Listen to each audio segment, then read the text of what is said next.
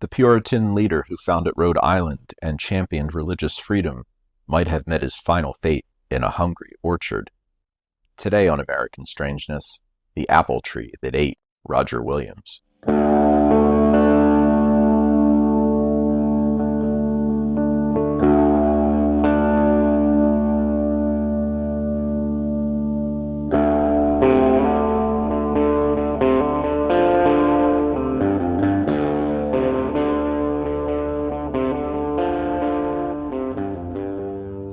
Puritan Roger Williams, founder of Rhode Island, arrived from England in the New World in 1631. He was a man ahead of his time, bringing with him a fervent belief in the total separation of church and state, the Church of England. This resulted in his banishment from Massachusetts 5 years later. Williams and his followers moved to a new site along Narragansett Bay, establishing Providence in 1636 as a bastion for religious dissidents. Williams was notable for his fair treatment of the Narragansett people and protecting them from greedy European settlers who wanted their land. He also founded the first Baptist church in North America, although as a skeptic of organized religion, he did not remain a member for long. This American architect, an icon of religious liberty, has another groundbreaking accolade to his name. He was completely devoured by an apple tree. Okay. Before you tell your friends that Roger Williams was a victim of a man-eating tree, perhaps I should explain. Williams died in early 1683, aged 79, presumably of natural causes. He was buried in a family plot behind his Providence home, and the exact location was forgotten over ensuing generations. There was renewed interest in Williams' legacy in the years leading up to the Revolutionary War. In 1771, Providence appointed a committee, including Deputy Governor of Rhode Island Darius Sessions, to erect a monument over the pioneer's grave. The burial plot was believed to be about 165 feet southeast from the remaining foundation of Williams' former plantation house, which was eventually on the east side of North Main Street. But the exact spot, a family plot with 7 graves, wasn't discovered and disinterred until March 22, 1860. 2 months later, Zachariah Allen presented his Memorial of Roger Williams to the Rhode Island Historical Society, revealing the strange state of Williams' final resting place. The utmost care was taken in scraping away the earth from the bottom of the grave of Roger Williams, wrote Allen. Not a vestige of any bone was discoverable, nor even of the lime dust which usually remains after the gelatinous part of the bone is decomposed. So completely had disappeared all the earthly remains of the founder of the state of Rhode Island in the commingled mass of black crumbled slate, stone, and shale, that they did not, quote, leave a wreck behind. The grave beside Williams, presumed to belong to his wife Mary, was also vacant of human remains, with the exception of a wonderfully preserved lock of braided hair. Just what had happened to the bones of Rhode Island's founding father and his wife? According to Allen, on looking down into the pit whilst the sextons were clearing it of earth, the root of an adjacent apple tree was discovered. This tree had pushed downwards one of its main roots in a sloping direction and nearly straight course toward the precise spot that had been occupied by the skull of Roger Williams. There, making a turn conforming with its circumference, the root followed the direction of the backbone to the hips, and thence divided into 2 branches, each one following a leg bone to the heel, where they both turned upwards to the extremities of the toes of the skeleton.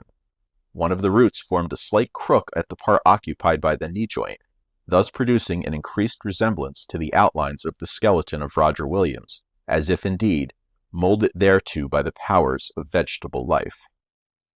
This singularly formed root has been carefully preserved, as constituting a very impressive exemplification of the mode in which the contents of the grave had been entirely absorbed. Apparently not sated with banqueting on the remains found in one grave, the same roots extended themselves into the next adjoining one, pervading every part of it with a network of voracious fibers in their thorough search for every particle of nutritious matter in the form of phosphate of lime and other organic elements constituting the bones. At the time the apple tree was planted, all the fleshy parts of the body had doubtlessly been decomposed and dispersed in gaseous forms, and there was then left only enough of the principal bones to serve for the roots to follow along from one extremity of the skeleton to the other in a continuous course, to gleam up the scanty remains. Had there been other organic matter present in quantity, there would have been found divergent branches of roots to envelop and absorb it. This may serve to explain the singular formation of the roots into the shape of the principal bones of the human skeleton. In other words, the apple tree ate Roger Williams, and one of its roots assumed the form of his corpse. So thought the group conducting the exhumation in any case. All present turned to the innocent-looking apple tree, viewing it as the thief that had stolen away the remains of Roger Williams. There was no mistake, for it had been caught in the act of robbing a grave and of appropriating the contents to its own use, reincorporating them into its living trunk and branches, said Allen. The swollen buds showed that it was preparing to show off its spoils in a new suit of green leaves, with gay blossoms of many colors. As banners rejoicingly hung out, it was readily anticipated that it would soon incorporate a portion of these spoils into golden-cheeked apples, to tempt the owner of the orchard to participate in the fruits of this robbery. One of the gentlemen assisting in the excavation turned to the owner of the orchard, who was present, and questioned if the partaker was not as bad as the thief. "It is sufficiently manifest why nothing is left of Roger Williams, for you have been eating him up in the shape of apples," accused the gravedigger. The orchard proprietor admitted that appearances were against him, but argued that, since his own father had planted the tree and consumed most of the fruit, might not he himself be considered among the offspring of Roger Williams? Allen offered a more philosophical take on the apple tree's supposed absorption of Williams and his wife, emphasizing the transmutation of the human body into new plant life. Under this view, the entire disappearance of every vestige of the mortal remains of Roger Williams teaches after his death an impressive lesson of the actual physical resurrection of them by ever-acting natural causes into renewed states of existence, constituting a physical victory over the grave, as his precepts and example, before his death, have taught the greater moral victory of the Christian faith over worldly oppression. Williams finally got his memorial in 1939, just over 3 centuries after he first set foot in Providence. The 14-foot-tall granite statue rises between 2 pylons in Prospect Terrace. It depicts Williams standing at the bow of a ship, overlooking the city he founded. Despite Allen's assertion that nothing was left of the Williamses but a braid of Mary's hair, some type of remains were moved to a family crypt in the Old North Burial Ground in 1860 following the dig. According to 1939 news reports about the memorial's unveiling, the dust of Williams, quote, was transferred from the vault of the Rhode Island Historical Society and interred in the base of the statue.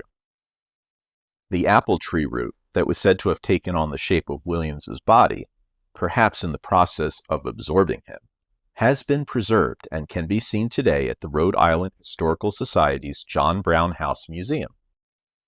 According to Director of Collections Kirsten Hammerstrom, it's a popular item, and no matter how unlikely it is that an apple tree ate Roger Williams, school children love to think of it that way, and it's a story worthy of cable TV. Next time you're in Rhode Island, think twice about eating an apple off a tree.